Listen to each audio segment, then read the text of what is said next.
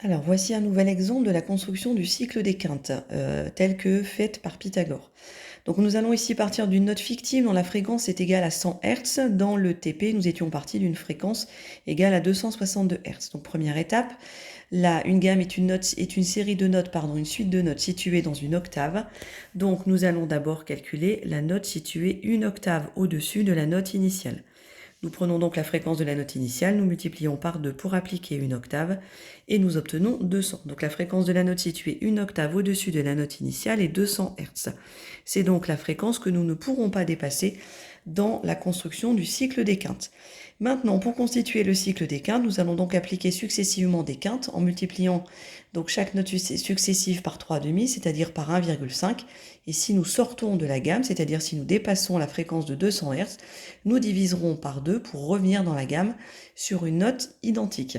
Alors, petit rappel au niveau de l'utilisation de la calculatrice, vous ne retapez pas la fréquence que nous aurons écrite dans le tableau qui sera arrondie à l'unité, mais vous appuyez directement sur fois ou diviser pour que la calculatrice reprenne bien la valeur précédente.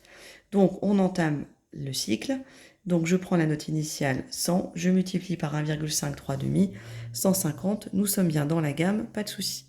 On applique la quinte suivante, donc vous voyez j'ai appuyé directement sur fois, donc elle reprend la réponse précédente, j'obtiens 225, cette fois-ci je dépasse 200, je sors donc de la gamme, je divise par 2 pour y revenir, et donc j'obtiens donc ici une fréquence de 113, la valeur arrondie à l'unité. J'applique la quinte suivante, donc j'obtiens arrondi à l'unité une fréquence de 169 Hz qui est bien dans la gamme. Je continue, j'applique la quinte suivante, je sors de la gamme, je divise donc par 2.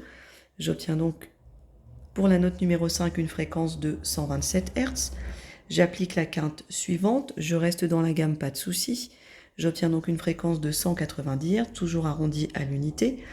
J'applique la quinte suivante, je sors de la gamme, je redivise donc par 2. Et donc la note numéro 7 a une fréquence de 142 Hz. J'applique la quinte suivante, je sors de la gamme, je divise par 2.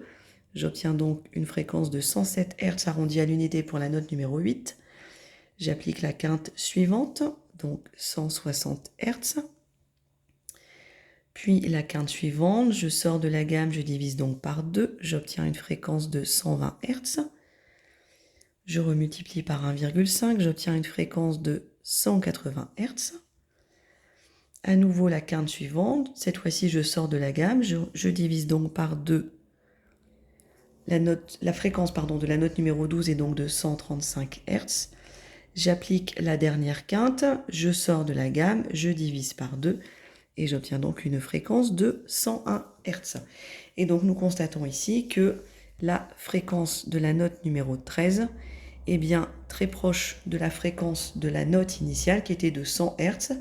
On dit que le cycle reboucle presque et c'est la raison pour laquelle la gamme de Pythagore contient 12 notes puisque la 13e note a été assimilée à la première.